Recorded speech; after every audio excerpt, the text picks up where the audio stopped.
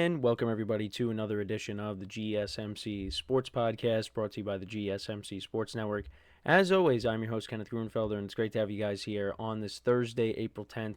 We have a lot to cover on the show today. Before I get into all that, just want to remind you guys, as always, to tip or donate, get your comments recognized. Make sure to hit that super chat button in the chat. If you want to see me acknowledge any thought or comment you may have throughout the live broadcast, it makes the show more lively, more entertaining between myself, the host, and you guys, the viewers. We appreciate you guys' viewership each and every day, so any contribution you can make to the show means the world to us as we put out content for you guys each and every day. And also, the other way to help out the show is by going to the link at the bottom of the show segment on the ticker, GSMCPodcast.net. That is GSMCPodcast.net. So let's get into what we are going to discuss for today. So we are going to start off the show. We are going to talk about last night's game between the Lakers and the Mavericks as Luka Doncic made his return to Dallas for the first time since he was traded. And we will get into all of that in just a second. Some NFL topics on the show today. We'll talk about the quarterbacks that have changed teams this offseason, so the main ones. We'll talk about them. Who has the most to prove with their new team in 2025. We'll also get into talking about the current regimes in the NFL that are on the hot seat. This is a crucial year for a lot of those teams, for some of these teams, and we're going to talk about what teams specifically. We will also get into talking about the NL West, because right now in the early going, that is the best division in baseball. So we will talk about that. So, the Dodgers are included in that, but we'll give respect to the other teams as well. And then in the final part of the show, we will rank the teams in the NFC North post-free agency.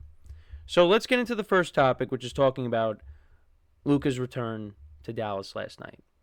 And they played a tribute video for him last night.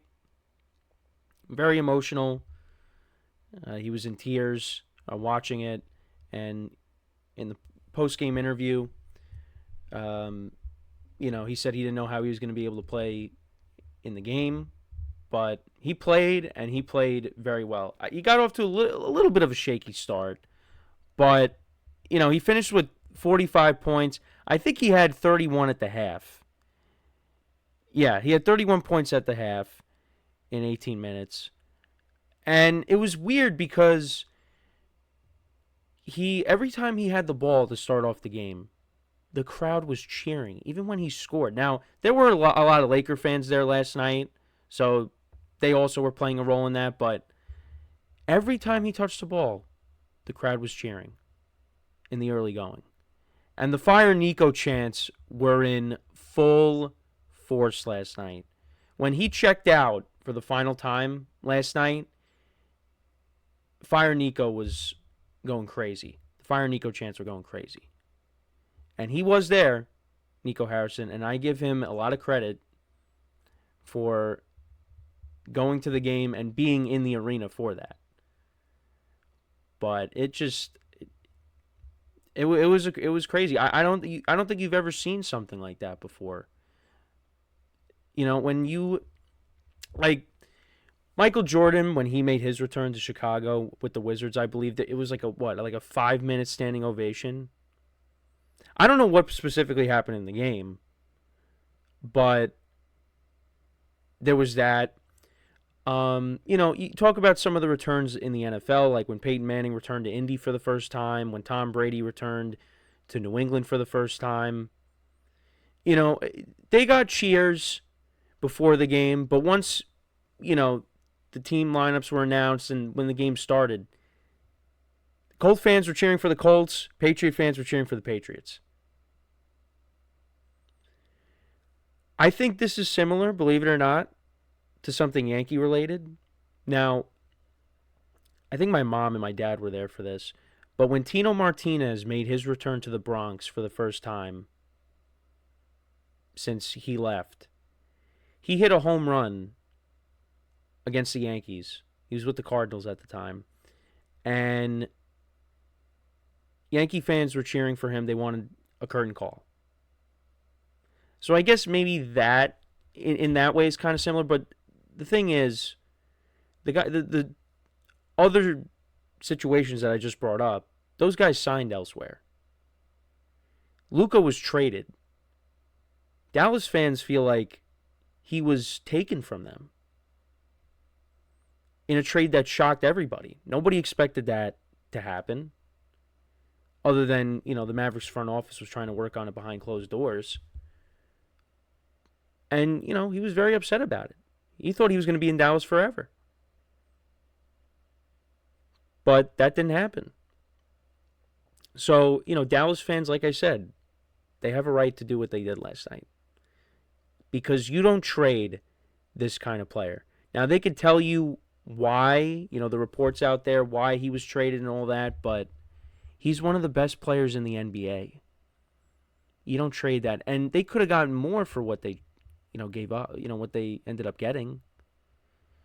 Now, look, we never got to see what this Dallas team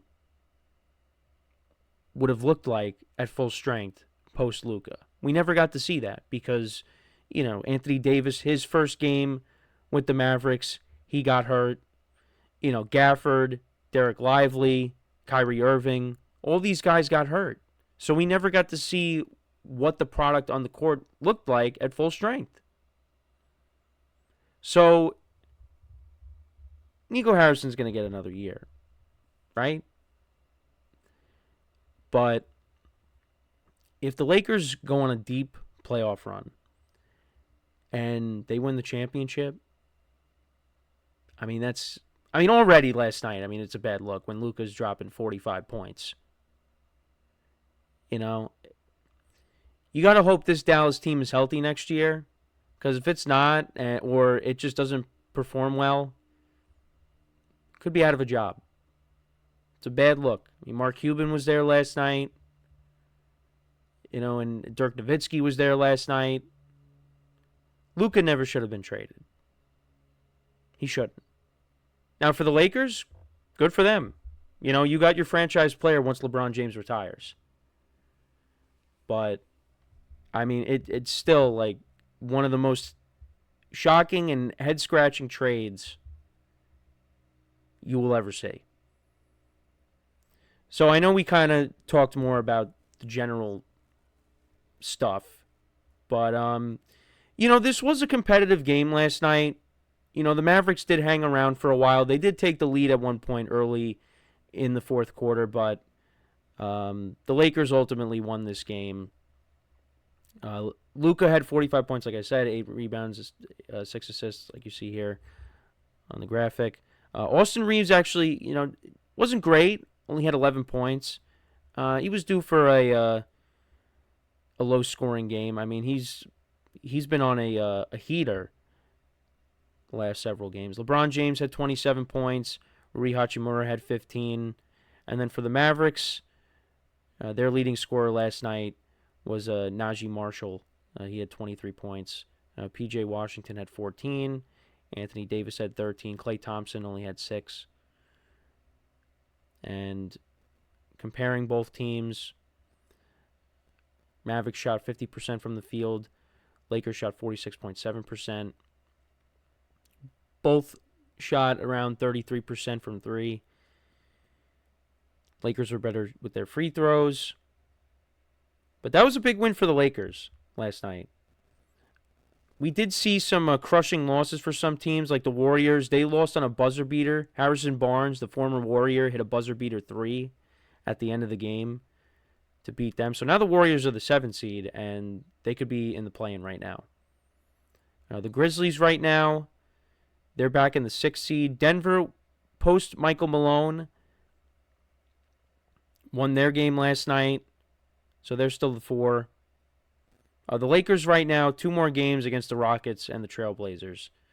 So, and they did clinch a playoff spot last night. So if they do win their next 2 games, they're the 3 seed. No questions asked. But yeah, it's amazing what this Western Conference is. The Mavericks will be a play-in team. The Suns, they've lost now 8 in a row. I don't think have they not won a game since Kevin Durant got hurt? What a disaster of a season. That's really all I have to say. But yeah, the Mavericks are going to make it. So, maybe Nico Harrison will get lucky and they find their way into the first round of the playoffs. They pull off an upset, but I just don't see that happening. I think they'll be out in the play-in. And actually, another thing with Luka that I wanted to bring up. So, he was actually the second player in NBA history to score 45 points with and against the same team in a single season. And the last person to do that, Will Chamberlain. That's good company. So, yeah, I mean, like I said, got off to a bit of a shaky start at the very beginning, but, I mean, he turned in a great performance. And, again, the Mavericks made that trade. Anthony Davis is a good player, but Anthony Davis is an older player. You're not expecting Anthony Davis to do that on a night-to-night basis. With Luka, you are. And the Mavericks really made a mistake. And I know on the broadcast they tried to spin it and say, which, again, I do agree that, with the Mavericks at full strength with this current team, they're not a bad team. But that still doesn't justify the fact that they traded a superstar. So that's really my thoughts on it. But yeah, Lakers get the win last night. They clinched a playoff spot. They went out. They basically have the 3 seed. So they're in a good spot right now. And they play, like I said, their next game is against the Rockets, so we'll see how that goes. But let me know what you guys think about the game from last night. What were your thoughts on it? Let me know in the comments. So we are going to take our first break of the show now. And then when we come back, we will talk about the quarterbacks that have the most to prove on their new teams in the NFL.